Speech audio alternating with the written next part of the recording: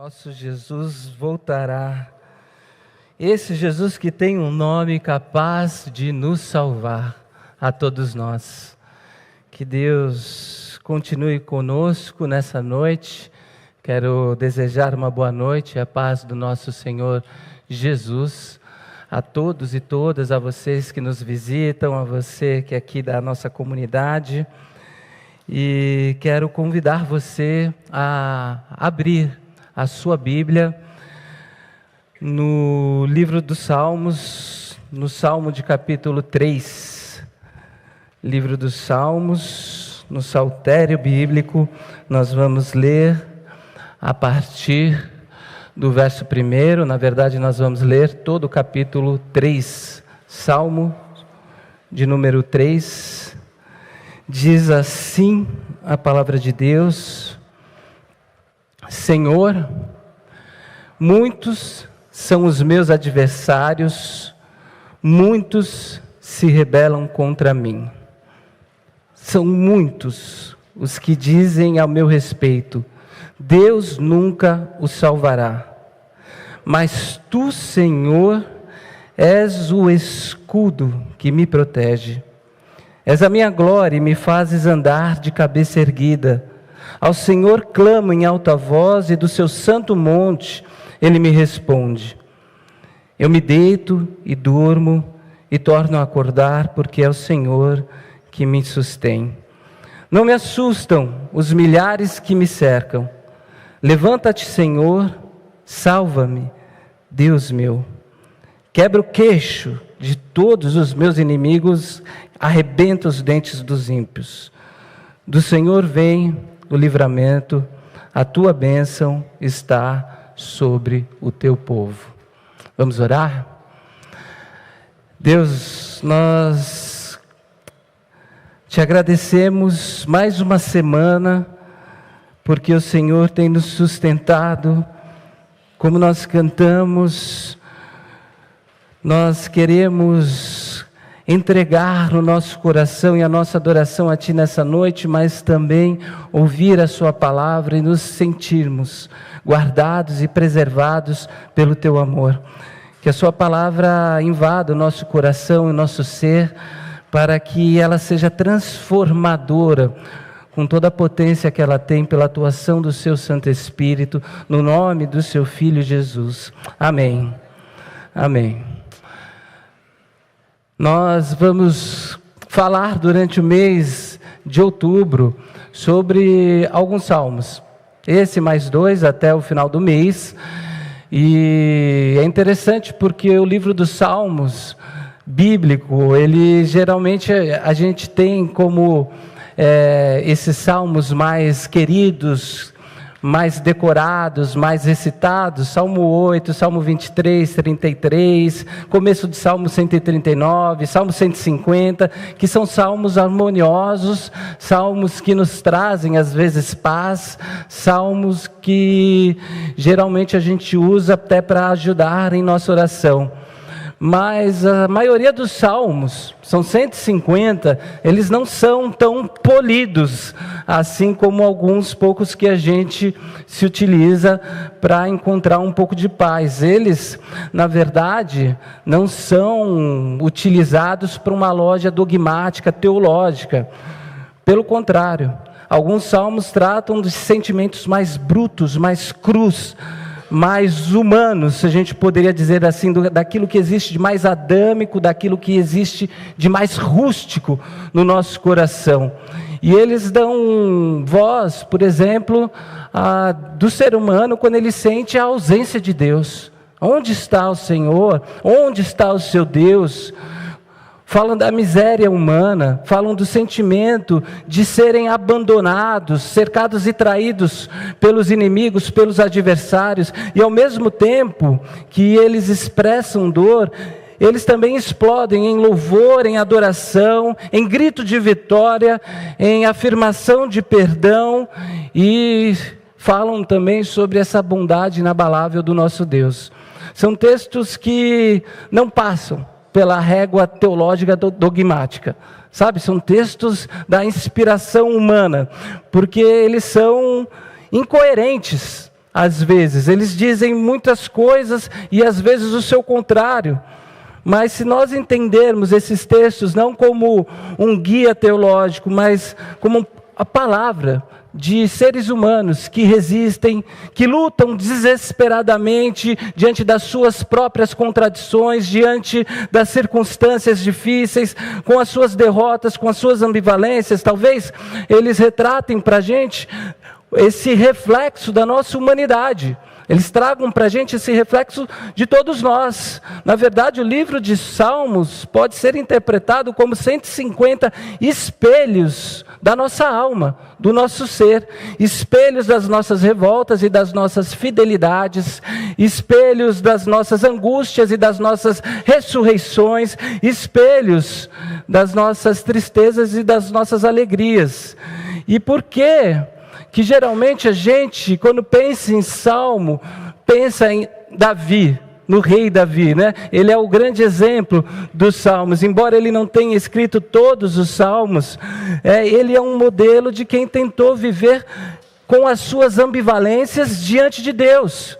Ele foi alguém que foi muito fiel e alguém que se afastou de Deus em alguns momentos. Ele foi alguém que foi muito abençoado e sabe o que é ter sucesso, e alguém que viveu grandes derrotas por conta, às vezes, até da sua vulnerabilidade, do seu fracasso como ser humano. Ele, sobretudo, não escondeu nada disso de Deus. Ele se colocou e colocou tudo diante de Deus. E é por isso que o Salmo, ou os Salmos, são tão interessantes, porque eles sempre se voltam para Deus com toda a potência da vida. É por isso que eles retratam essas forças que às vezes estão em nosso interior, as angústias, aquilo com o que a gente tem que lidar e a gente não sabe muito bem, e eles nos ajudam a compreender, a rejeitar, a celebrar e a resistir o que acontece. E é interessante mais ainda porque se a gente olha esse livro de Salmos como um livro só, a gente vê que o primeiro verso do primeiro capítulo começa com felizes, bem-aventurados, e ele termina com aleluia, Deus seja louvado, o último verso do capítulo 150, como se dissesse que o Salmo é um chamado para a gente trazer o nosso ser ambivalente, com todas as confusões que nós enfrentamos, com todos os desafios que nós enfrentamos, para que a gente encontre, debaixo da mão do Senhor, conforto, alegria e ainda assim, independentemente da situação, razões para louvá-lo.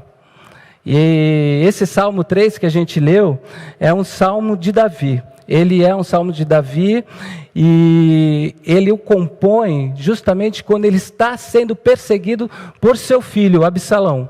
Eu quero encurtar um pouco a história, alguns aqui eu sei que já conhecem essa história, mas na verdade, num determinado momento da vida de Davi, ele passa por uma crise familiar. Absalão começa a ganhar simpatia do povo de Israel, o seu filho, um dos seus filhos, e isso sobe para a cabeça de Absalão.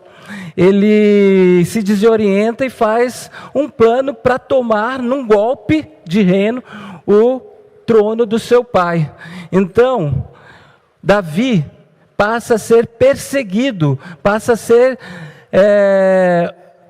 o adversário do seu filho e ter como o seu próprio filho como seu adversário, de modo que ele, o Absalão, com o carisma que tinha ganhado do povo, resolve perseguir seu pai e matá-lo. Davi é rei, Absalão quer ser rei, e para um rei ser disposto, ele precisa morrer, para que outro seja posto. Então o Davi está fugindo na sua própria casa, de seu adversário, porque às vezes algumas coisas acontecem, inclusive dentro da nossa casa, né? E talvez eu quero abrir um parênteses aqui e dizer, né, do desafio que a gente enfrenta às vezes no nosso lar, esse ambiente que a gente considera sagrado. As nossas casas, o nosso lar, são ambientes que às vezes que nós consideramos sagrados, mas às vezes são nesses ambientes, nesses lugares, na nossa casa, que a gente encontra os maiores desafios, às vezes por uma questão muito justa, por erros que nós cometemos, por decisões errôneas e as consequências que se levantam, que a gente precisa lidar, e às vezes por questões injustas, que a gente não sabe por que a gente está enfrentando, por que isso aconteceu na minha família, por que isso está acontecendo comigo, sabe? E a gente não tem muito respostas. O fato é que a minha família, a sua família, esse núcleo que nós consideramos sagrado, às vezes não são lugares assim onde a gente vai encontrar somente ambientes de paz. Eles às vezes se levantam como lugares muito desafiadores e com desafios ruins, inclusive. E então o Davi está aqui tentando se proteger da morte orquestrada pelo seu filho. E tendo fugido, se escondeu em um lugar no meio das montanhas. E Davi compõe então esse salmo, que é um salmo curto, mas é um salmo muito pedagógico para a gente entender algumas coisas que às vezes a gente deixa passar desapercebido. Então, a primeira coisa que eu vejo nesse salmo de Davi é justamente a intimidação da adversidade. Quando nós somos intimidados por aquilo que a gente tem que enfrentar. Olha só, o Davi começa lembrando nesse salmo que na vida, às vezes os adversários ou a adversidade que nós enfrentamos, eles tendem a nos intimidar de algumas formas, inclusive de formas religiosas, né, colocando suspeita sobre Deus e sobre a ação de Deus. Eu não sei se você já pensou, já passou por isso, ou por alguma situação onde você falou, Deus não está nesse negócio, Ele não vai querer saber disso, eu vou ter que encarar isso sozinho. Não sei se você já passou por isso ou passa por isso, mas se você for no verso 2, você vai ver que ele diz, são muitos o que dizem ao meu respeito, Deus nunca o salvará. Muitos estão dizendo isso, e eu acho que todo mundo aqui já passou por esse momento onde diante de uma dificuldade, diante de uma adversidade, diante de um adversário, dizer, nem Deus vai me livrar disso. Ou ouvir, então, vozes como essas, né? Disso Deus não vai dar conta. Isso daí Deus não vai querer saber, você vai ter que resolver sozinho. Se livra disso, ou corre atrás disso. Às vezes essa voz chega como uma acusação de outra pessoa, às vezes ela vem trabalhando na nossa consciência, sabe, como resultado da nossa inquietação diante das adversidades, ou como uma angústia, e às vezes isso vai nos intimidando, porque, pensa, se você como eu, né, que concebe o mundo todo como esse palco de atuação de Deus, aí chega alguém, aí chega uma voz que diz para você, nem Deus vai te livrar disso, para onde a gente corre? Se nem Deus vai me livrar disso, se nem Deus vai me salvar, e eu tenho a consciência de que o mundo é palco da atuação de Deus, para onde eu vou correr? Se a gente acredita que nem Deus pode fazer alguma coisa, por uma questão assim de lei do menor esforço, o que a gente vai fazer? A gente vai se render. A gente fala, então deixa acontecer, porque se nem Deus vai fazer, se nem Deus pode, eu já vou parar de tentar. No nosso inconsciente a gente faz isso. Eu vou me entregar. E essa fala, que às vezes encontra espaço na nossa cabeça, no nosso coração, no fundo do nosso ser, é a fala que a gente mais precisa repelir, quando a gente está passando por um momento difícil, por uma situação difícil. Não sei se você já passou por isso, mas chega um momento, e eu não sei se você é como eu, né, que você, quando passa por uma situação difícil, você tende a racionalizar essa situação. Eu não sei se você é assim. Antes de aquilo que eu vou chamar de sobrenatural, antes da atuação de Deus sobrenatural, você tenta a procurar saídas para a situação que você está enfrentando. Então você começa a mapear as suas batalhas, ver as perspectivas mais lógicas, né? Quer dizer, o que eu posso fazer aqui, como é que eu posso resolver isso, e aí você vai fazendo cálculo, eu faço isso, até ver que passo que eu vou poder dar. E aí, a gente vai gastando a nossa razão, a nossa racionalidade. E chega, às vezes, em um momento, em algumas circunstâncias, que as possibilidades se esgotam. Eu não tenho mais o que fazer. E aí a gente começa a cogitar: Senhor, você não pode fazer um milagre?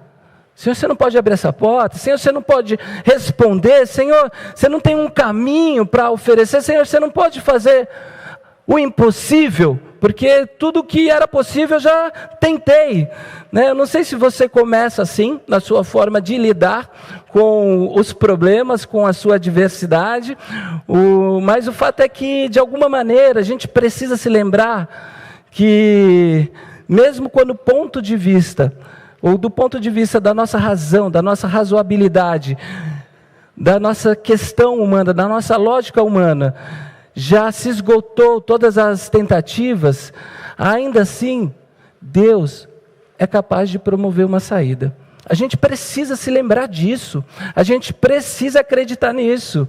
O que eu estou querendo dizer é que a gente não precisa esgotar todas as tentativas, quando dentro da nossa razão já não há mais possibilidades. Quando dentro da nossa razão a gente já rascunhou no papel e viu que não tem mais o que fazer.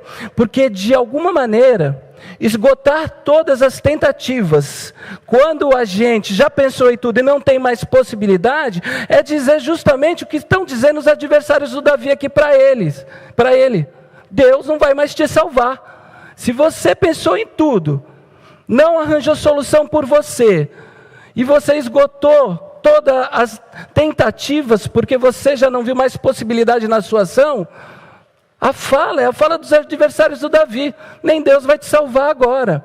Então a gente não precisa esgotar todas as tentativas quando a nossa razão não dá mais conta de pensar na solução. A gente pode fazer um exercício rápido aqui. Talvez você já tenha passado por essa situação, por situação semelhante, onde você já não via mais saída. Falou: olha Deus, acho que chegou no fim, não tem mais jeito, eu cheguei no meu limite, Deus não vai mais me salvar. Talvez você tenha ouvido isso, inclusive de outras pessoas: nem Deus vai te livrar dessa. E de repente, uma porta se abre inesperadamente. Você não sabe como exatamente aconteceu, ou de uma pessoa que veio te falar alguma coisa que você não tinha pensado, e enfim, e abre um caminho onde não havia caminho. A gente pode se lembrar disso, ou a gente pode olhar, se você não está conseguindo se lembrar, para as histórias bíblicas. As histórias bíblicas não são só histórias para falar: Deus agiu no passado, Ele colocou a sua mão. Não, as histórias bíblicas também são essa comprovação de que Deus abre caminho onde não há caminho.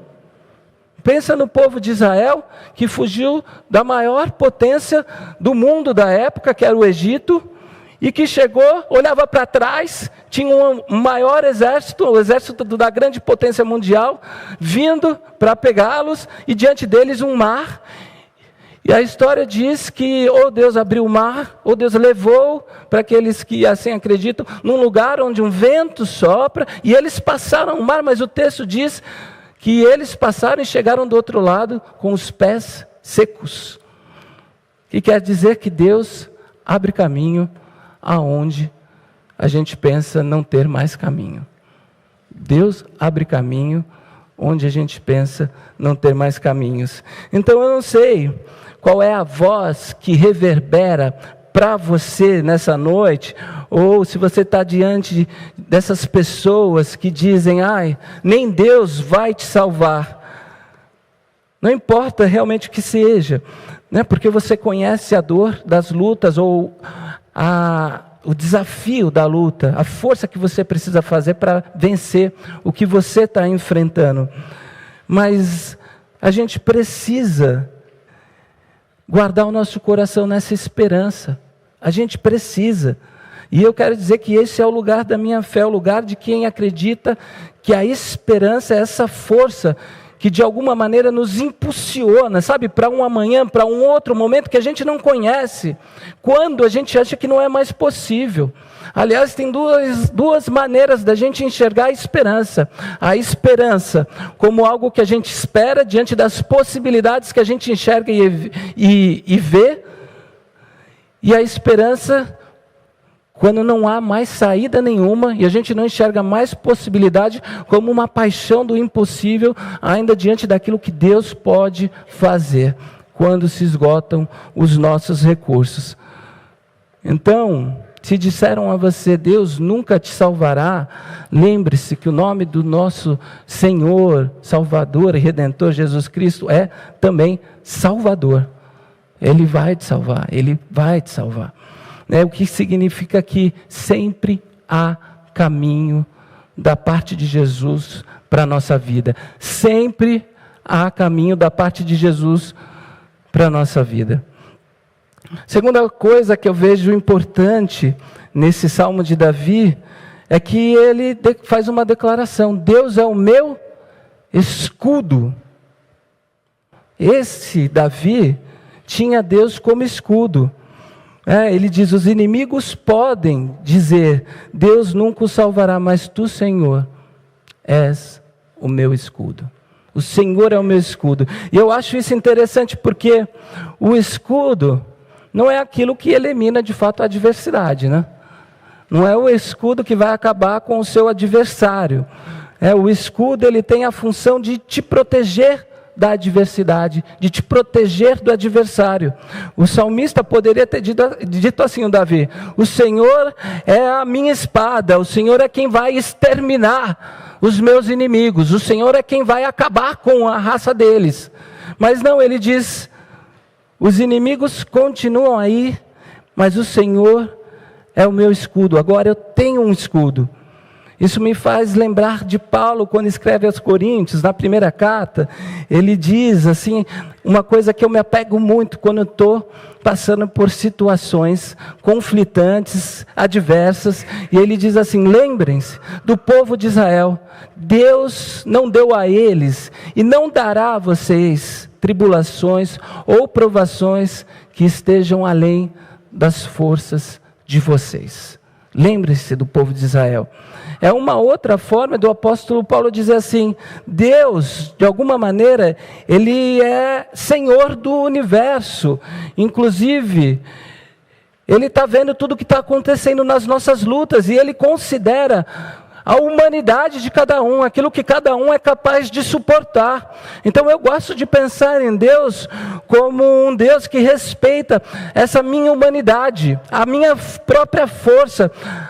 Deus que conhece os meus limites. Deus não apenas me fez e me jogou a Deus dará, mas Ele inclusive sabe do que eu preciso, inclusive do respiro que eu preciso quando eu estou no momento de adversidade.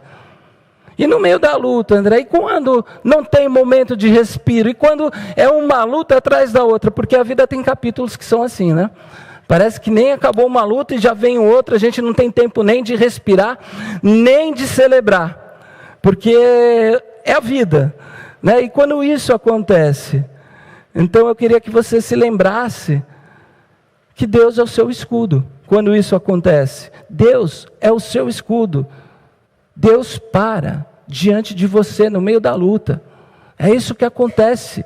Essa é a fé do Davi. Deus para diante de mim. Há muitos salmos que dizem isso, inclusive. Depois, se a gente ler, se você puder ler mais os salmos, o saltério bíblico, você vai ver muitos salmos nos lembram que nessa vida, diante das dificuldades e das adversidades que nós enfrentamos, Deus é o nosso rochedo, Deus é o nosso castelo, Deus é a nossa torre forte. Ou seja, Ele é o nosso abrigo, o nosso lugar. Deus é esse lugar em que nós nos refugiamos. Quero lembrar de uma citação que eu já fiz aqui, mas lendo um livro do Leonardo Boff, que dizia justamente de uma família numa comunidade no Rio de Janeiro, de um filho que foi baleado e foi morto, que era o provedor da casa, saiu justamente para recolher lixos, para recicláveis, para pegar a provisão e levar para casa, e recebeu uma bala perdida e a mãe estava chorando com seu filho no colo, e ele diz a imagem da Pieta, daquela estátua que representa a Maria, com seu filho no braço. Ele diz que chegou e se aproximou dessa mulher e perguntou: você ainda acredita em Deus? E ela diz: aonde eu me refugiaria se eu não tivesse Deus nesse momento de tremenda dor que eu estou passando? Não está nem em questão não ter Deus, porque eu não suportaria. Entende? Então, mesmo quando tudo parece dar errado, porque algumas vezes, dessa perspectiva humana, as coisas dão errado, ainda assim, Deus está nos protegendo. Ainda assim, no momento de mais dor. Inclusive, lembrar que Deus é o nosso escudo, que Ele não é essa arma que ataca os outros, mas é esse escudo que nos protege, nos impede da vingança, nos impede de exterminar os outros, porque no nosso mundo as nossas lógicas são assim, né? Por uma questão de humanidade, às vezes por uma questão de sobrevivência, mas sobretudo eu adicionaria por uma questão de bestialidade. A gente quer responder bestialmente àquela bestialidade que a gente recebeu, não é? E às vezes a gente não quer só que a pessoa pague por aquilo que fez, mas a gente quer que ela sofra mais do que a gente sofreu, porque ela de fato fez a gente sofrer. Não é assim ou só eu que sinto isso? Sou só eu, né? Sou só eu. Eu não ia dizer isso audivamente, assim, para todo mundo ouvir, mas lá no fundo do meu coração, às vezes, eu planejo, sabe? Ou peço, ou desejo que a pessoa sofra. Eu me lembro de uma pessoa que fez um mal muito grande para mim, assim, e eu não podia ouvir, em determinado tempo, assim, o nome da pessoa em casa, e a Fê, de repente, recebeu a oportunidade de ajudar essa pessoa, e ela chegou para mim e falou: olha, vou ajudar essa pessoa, tudo bem? Porque ela sabia justamente como estava meu coração, e assim, meu coração queria dizer: não, deixa eu sofrer, não vai ajudar. Mas, assim, aquela voz do Espírito, né? Porque não é nossa, a nossa é querer que a pessoa sofra. Vai ajudar, né? Tem família, né? Não, ajuda. E sair, para não falar mais besteira, né? Mas assim, é a nossa condição humana. A nossa condição humana vai querer sempre retribuir na mesma moeda. A nossa condição humana vai querer fazer com que o outro sofra mais, inclusive, do que a gente sofreu. Não, deixa eu sofrer mais um pouquinho. Ele não sabe a dor que eu senti, ela não sabe a dor que eu senti. Então vai sofrendo, né? Você não sabe o quanto eu sofri. Então, se Deus é para a gente um Deus violento, um Deus que extermina o adversário, vejam, isso vai incitar na gente um aumento da nossa própria violência, um aumento da nossa própria lógica de vingança, um aumento da nossa vontade de que a gente também, de retribuir o mal que a gente recebeu, de pagar o mal com o mal. Agora, se Deus é para a gente escudo, isso significa, se a gente deixa de perceber, ou de tirar os olhos do adversário que vem nos atacar, mas coloca os olhos em Deus, que está nos protegendo, a gente passa a focar justamente na confiança de que Deus é suficiente para nos proteger. Isso faz bem para o coração, isso faz a pressão ficar 12/8. Né? Sabe? Às vezes com a ajuda de remédio, mas isso ajuda a controlar a pressão, deixar o coração tranquilo. Então, meu irmão, minha irmã, o que eu posso dizer para você que está passando por uma situação assim? Pensa em Deus. Pensa em Deus. Coloca a sua cabeça na hora da adversidade, diante dos seus adversários. Pense em Deus. Pense em Deus mais do que na adversidade. É esse recado que o salmista está dando. Pense em Deus mais do que na adversidade.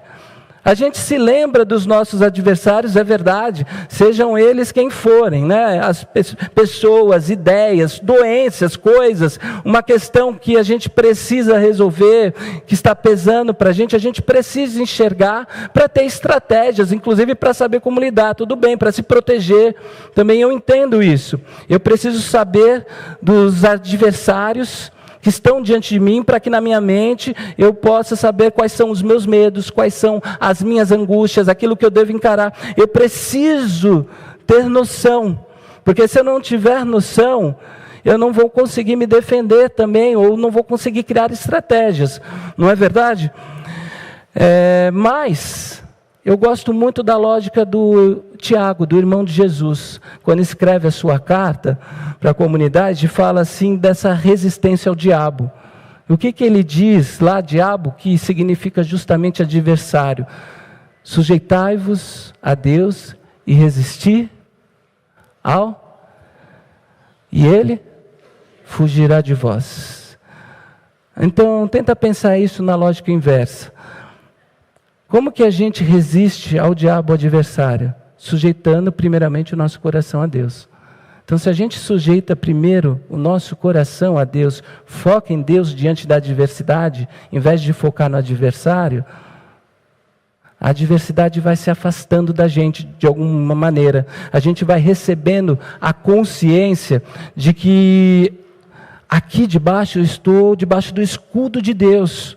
Eu estou olhando para esse escudo e dizendo, obrigado, Senhor, porque eu estou enfrentando uma barra, mas o Senhor é o meu escudo.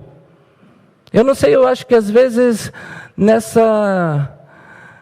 no nosso mundo evangélico a gente cultiva uma espiritualidade que dá muito ibope para o adversário, sabe?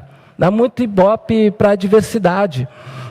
E a gente tem um Deus diante de quem a gente pode dizer, Senhor, os meus adversários estão aqui, eu estou no meio da luta, os meus medos estão aqui, as minhas angústias estão aqui, as minhas dores, as minhas fraquezas, todos esses são os meus adversários, e eu quero sim ter ciência deles, mas eu quero primeiramente olhar para Ti, porque é em sujeição a Ti, diante de Ti, que eu vou conseguir resistir a tudo isso, e essa dor, esse medo, tudo isso que me gera uma ansiedade, essa angústia vai se afastando de mim. Então lembra disso, Deus é o seu escudo. Você não vai vencer, meu irmão, minha irmã, as adversidades quando elas desaparecerem, porque depois virão outras. Você vai vencer quando você conseguir, diante das adversidades, diante daquilo que você precisa enfrentar, deitar o seu coração debaixo desse escudo que está em todo momento aí para proteger a sua vida. E a gente tem um Deus diante de quem a gente pode parar e dizer, Senhor, meus adversários estão aqui, mas Tu és o meu escudo. A terceira coisa que eu vejo nesse salmo é o descanso como um ato de fé. É interessante aqui, porque o Davi, ele diz uma coisa que você pergunta assim, como assim? Ele está reclamando dos adversários, falou que Deus é o escudo, falou que as pessoas estão falando que nem Deus o salvará, e ele diz assim, eu me deito e durmo e torno a acordar porque o Senhor me sustém. Um verso que eu aprendi a recitar desde criança diante dos meus medos, antes de dormir. Não me assustam os milhares de adversários, o Senhor me sustém. Eu me deito, eu durmo, eu torno a acordar, porque o Senhor me sustenta. Entende? É só isso. Essa fala que eu vou dizer agora pode soar um pouco como irresponsável, e eu me explico, mas em alguma medida,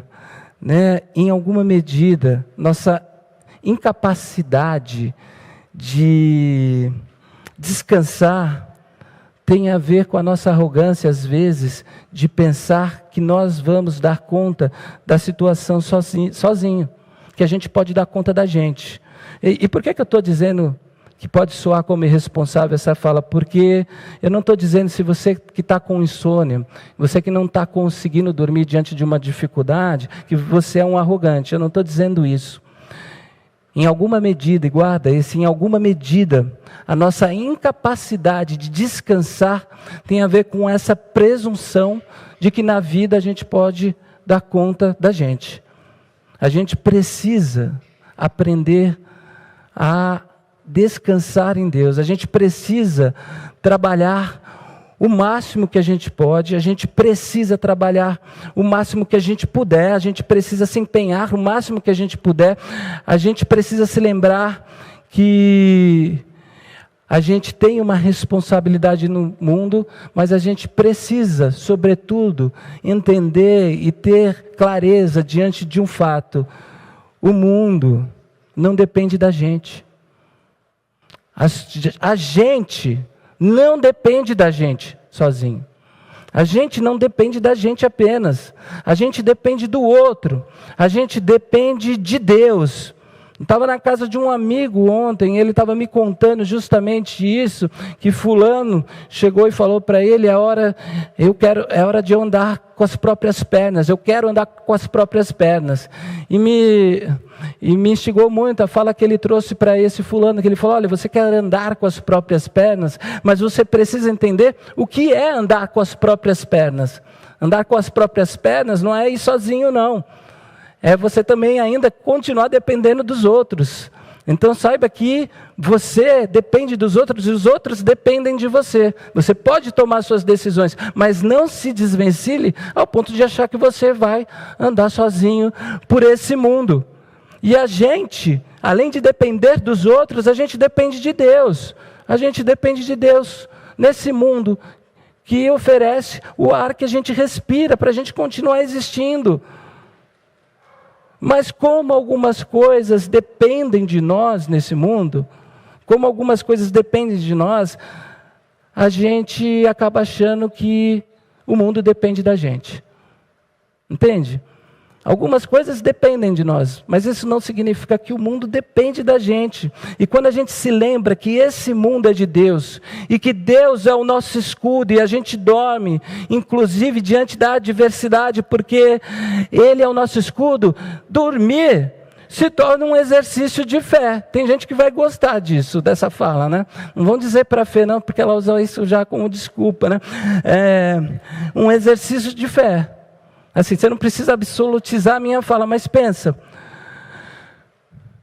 Em fuga contra os inimigos, Davi consegue dormir porque sabe que Deus o sustenta. Ele não é tomado pela ansiedade. Jesus faz isso diante de um temporal, num barco.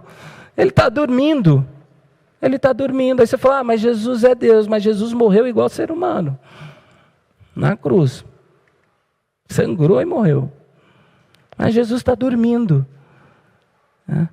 Uma vez eu estava lendo um filósofo, Montaigne, que dizia nos seus ensaios, tem um capítulo que fala sobre dormir, e ele dizia justamente que as grandes vitórias desses grandes guerreiros, conquistadores, vinham depois que esses caras, assim, na véspera de tomar uma decisão muito difícil, ou na véspera da grande batalha, eles dormiam, e dormiam profundamente, sem serem tomados pela ansiedade. Então vejam, fé, nesse sentido, diante da adversidade, é dar crédito para Deus. Você já sabe que essa palavra eu descobri recentemente, que é pistes em grego, isso eu sabia, mas que na Grécia, quando você passa num banco de crédito, você vê a palavra fé, pistes. Interessante, né? Porque ter fé em Deus é aquilo que o banco mente para nós, que fala que faz com a gente e não faz, né? Eu tinha um professor que falava: o crédito não existe. É uma coisa mentirosa. Na hora que o banco te dá o crédito, você pega a dívida, né? O débito. Né? Então é uma mentira elegante. Mas, pensa que a palavra crédito, que é fé em grego, é dar crédito a Deus. É confiar em Deus. Eu vou dar crédito a Deus. Ele é o meu escudo, eu vou dormir tranquilo. Entende? É isso. Davi consegue dormir porque sabe que o Senhor o sustenta. Ele está dando crédito para ele. Eu vou dormir porque agora não depende mais de mim. Eu vou dar esse crédito, eu vou confiar. Eu vou usar a minha fé de maneira prática, diante da adversidade. Agora eu não vou poder mais fazer mais nada. Eu vou fechar o computador. Eu vou dar boa noite para as pessoas que estão ao meu redor e vou dormir. Assim, tem gente que consegue fazer isso, eu admiro, assim, porque eu sou tomado pela ansiedade. Mas eu fico pensando em quanto a gente não confia em Deus nesses momentos.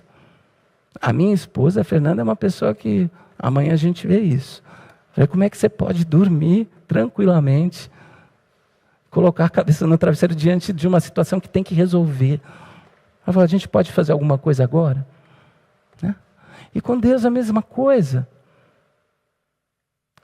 É o nosso escudo, dá crédito para Deus. O Davi faz isso, ele falou, eu vou dormir e vou acordar porque o Senhor é o meu escudo, está tudo bem.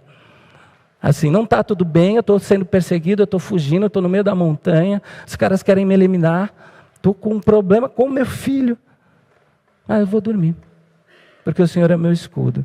Então, quantas vezes eu já conversei com pessoas que não conseguem dormir por conta da situação que enfrentam. Isso é normal, talvez você já ouça isso também, quando conversa, não estou conseguindo nem dormir, né? Quantas vezes? E eu me lembro de algumas vezes, algumas pessoas passando por situações difíceis, que falaram assim, mas pastor, eu consegui dormir essa noite. E eu do outro lado da mesa, dizendo que bom que você conseguiu dormir, mas meu coração perguntando, como é que essa pessoa consegue dormir diante dessa situação específica? Sabe? Para mim é fé.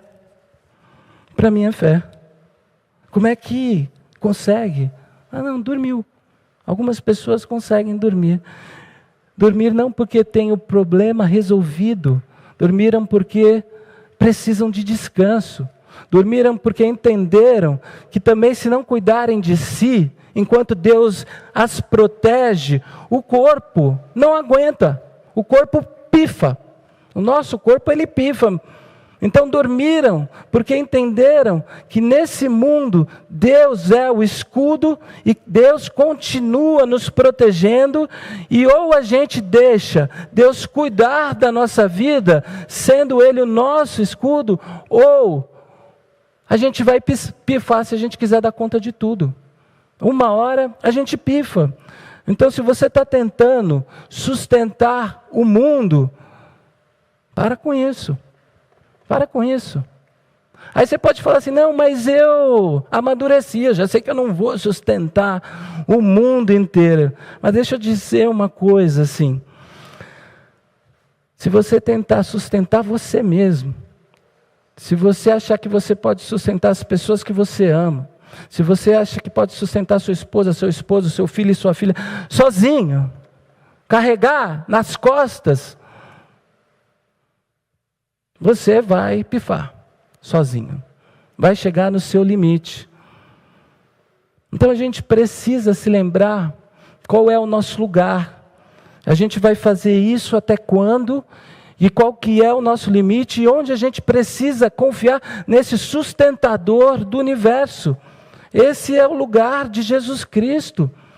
Aquele a quem a gente vê a face do Deus, a quem a gente aprendeu a chamar de Pai, e fala, eu estou cuidando de vocês também. Também. Entende?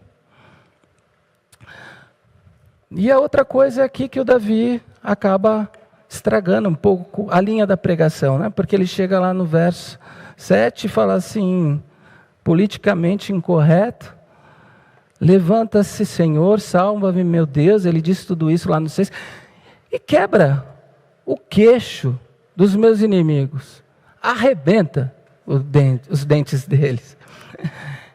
Bom, né? É interessante porque, vejam, ele faz uma afirmação no Deus é o meu escudo. É um fato, Deus é. E aqui, ele está explanando um desejo.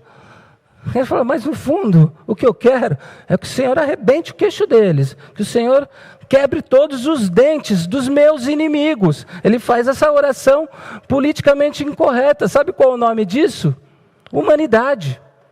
Humanidade. É essa ambivalência dos salmos que eu disse no começo, salmos que a gente até evita, né, às vezes de ler, porque não, esse salmo aqui tem essa questão, como é que a gente vai explicar? Não explica. Não explica porque é do ser humano, você conhece isso, eu conheço isso, não é? E é melhor a gente falar para Deus isso, do que fazer, não é verdade?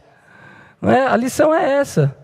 Vários salmos são assim na Bíblia, vários salmos, não tem jeito, o salmista vai lá e coloca tudo diante de Deus, a sua revolta, a sua raiva, falam palavras fortes, né? Se você pegar o Salmo 137, é melhor a gente colocar diante de Deus do que colocar na cara do outro. Mas se você pegar o Salmo 137, que já não é um salmo de Davi, eles estão lá já depois do tempo de Davi, no exílio na Babilônia. E o salmista está dizendo assim: Deus, os caras estão me pedindo para tocar aqui na Babilônia, os meus opressores, eu não vou tocar. Meu instrumento está pendurado na árvore, eu não vou tocar, que a minha mão caia. Assim que a minha mão gangrene.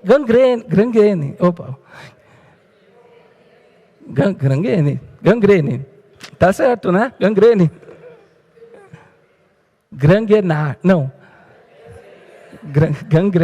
Gangrene, olha aí, trava-língua. Que a minha mão caia, vamos ficar assim. Que a minha mão apodreça. Ele diz: são os meus opressores. Eu não vou tocar para eles para que seja uma música de entretenimento enquanto eles estão me oprimindo. Aí você vai lá para o final do Salmo 137 e mais. Eu quero que você pegue os filhos deles, esmague a cabeça deles na rocha. Dizer isso no dia das crianças, né? É ruim, mas é o salmista. É o salmista que está dizendo: olha, é isso daí, é a oração desse cara. E eu acho legal que ele faça essa oração. A gente aprendeu a reprimir nossos sentimentos. A gente aprendeu a não dizer não para Deus, cuidado. Deus pode lidar com isso, porque não é Deus que sabe o nosso interior. Por que a gente tem medo de dizer? Não é melhor a gente dizer para Ele e ir tirando isso do fundo da gente, como uma panela de pressão que vai tirando a pressão, ao ponto da gente não precisar fazer aquilo que a gente quer fazer, colocando para Deus, falando para as pessoas? E outra coisa interessante aqui no contexto do livro de Salmos. O Davi, ele é um rei que ia muito para as batalhas e de repente ele precisa se concentrar na construção do templo. Nas arrecadações não vai mais para a batalha. Esse cara entra em depressão, ele não vai mais para as batalhas que precisa ir, comete pecado, assassina o marido da esposa que ele traiu o oficial de guerra dele, entra em depressão. E é nesse momento, que diz a tradição, que ele começa a escrever os salmos. Ele começa a escrever nesse seu momento para superar a melancolia que ele está enfrentando. Vejam, o ato de falar, e não só o ato de falar, mas o ato de escrever sobre a sua provação, sobre o seu vazio, nessa intensidade, sobre o seu sentimento de desgosto, sobre a sua extrema solidão, sobre a sua dor, leva o rei a colocar em palavras aquilo que ele estava vivenciando. Ele formaliza esses sentimentos, ele objetifica a sua provação, sabe? O momento pelo qual ele estava passando, e isso vai permitindo com que ele se reconecte consigo mesmo, com seu próprio Deus. Os salmos não são apenas orações para a gente sentir paz. Os salmos refletem essa oração combativa de alguém que está lutando no seu interior contra suas próprias falhas, contra a sua própria culpa, contra os seus próprios demônios, contra a sua própria melancolia, contra a sua própria violência. É isso. Os salmos são isso. E Deus pode lidar com isso. Então, quer um conselho? Escreve oração. Essa era uma prática antiga já, que chamava Lectio Divina. Você escrever a sua oração e repeti-la, até você conseguir entender o que você está orando. Isso saindo de você. Está com muita raiva, está com muita ansiedade. Vai orar, meu irmão. Vai orar e, se for preciso, escreve. Mas assim, solta tudo para Deus. Não tem problema não. Não tem problema. Você tem problema às vezes no ambiente religioso. É que chegar no culto e fazer aquela oração de matar, né? Despedaça o meu inimigo. Mas que chega a ser um discurso de violência também. Você não vai fazer isso falando para as pessoas. Mas para Deus você pode fazer. Expõe a sua violência. Porque não pense que você não é violento. Porque você é. Ela está aí. Em alguns momentos, se você não disser e tirar isso e jogar para Deus, ela estoura na cara do outro. E aí o Davi termina o Salmo. Termina o Salmo dizendo justamente: a tua bênção está sobre o seu povo. Do Senhor vem o meu livramento. A sua bênção está sobre o seu povo.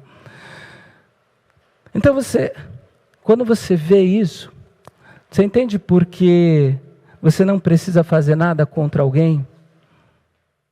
Contra o adversário? Porque o seu livramento vem de quem? Vem de Deus, que é o quê? O seu escudo. Eu não preciso dar tantas atenções às adversidades, no sentido de deixar ela me consumir. Se eu tenho algo para fazer, eu vou fazer. Isso se chama responsabilidade. Mas diante daquilo que eu não posso fazer, eu tiro o foco da adversidade e foco em Deus. Porque o meu livramento vem de Deus, que é o nosso escudo.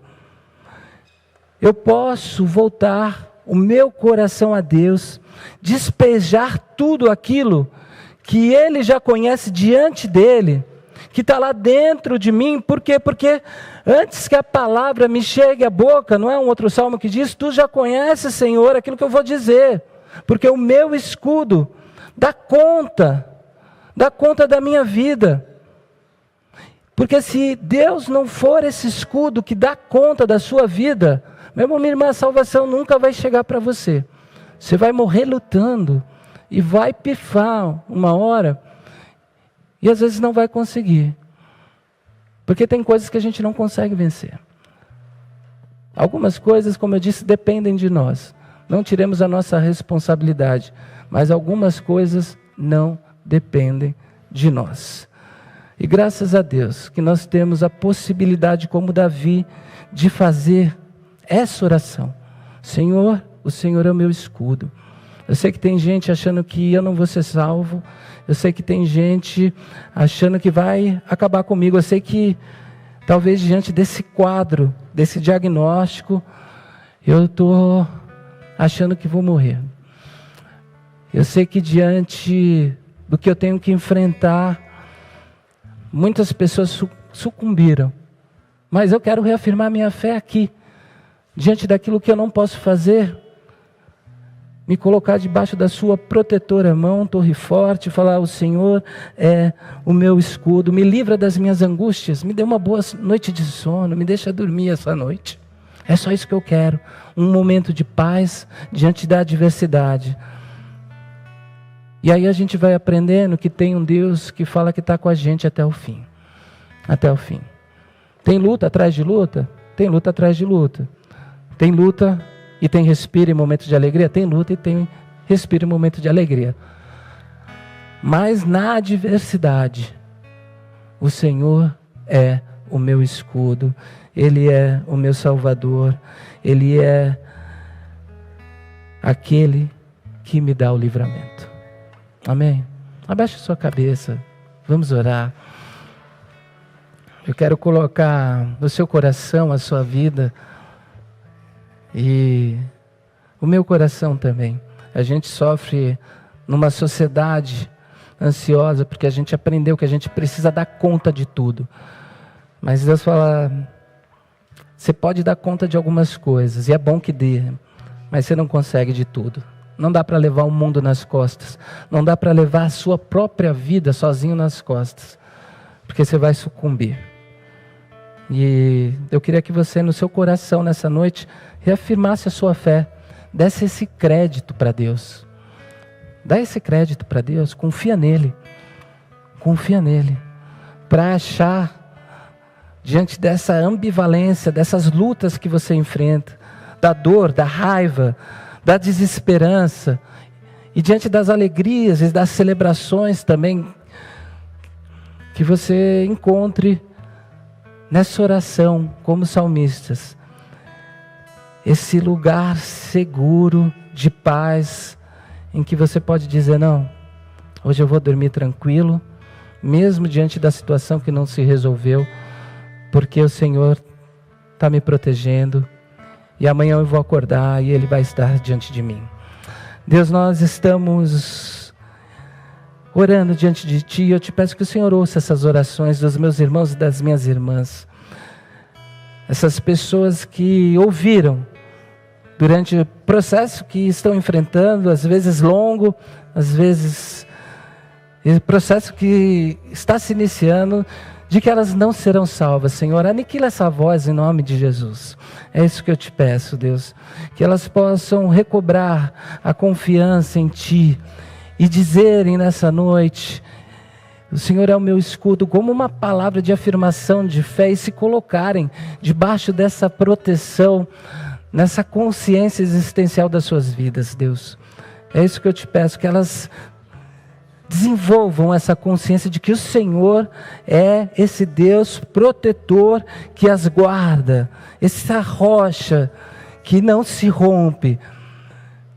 Esse para quem a gente pode olhar e dizer: é dali que vem o nosso socorro, Deus. Em nome de Jesus. Em nome de Jesus, tire a violência que a gente quer aplicar diante dos nossos adversários. Que a gente possa entender que o Senhor, nessas orações, apazigua os nossos corações. E sobretudo que a gente consiga dizer aquilo que a gente sente para Ti, Deus. A gente quer um relacionamento sincero contigo, intenso, profundo, sem hipocrisia e sem demagogia, Deus. O Senhor conhece o mais íntimo do nosso coração e a gente sabe que o Senhor movimenta a nossa existência. A gente sabe, inclusive, que o Senhor pode lidar com as nossas palavras, Deus. Que a gente tire, então, o peso de carregar também a nossa própria vida por nós mesmos.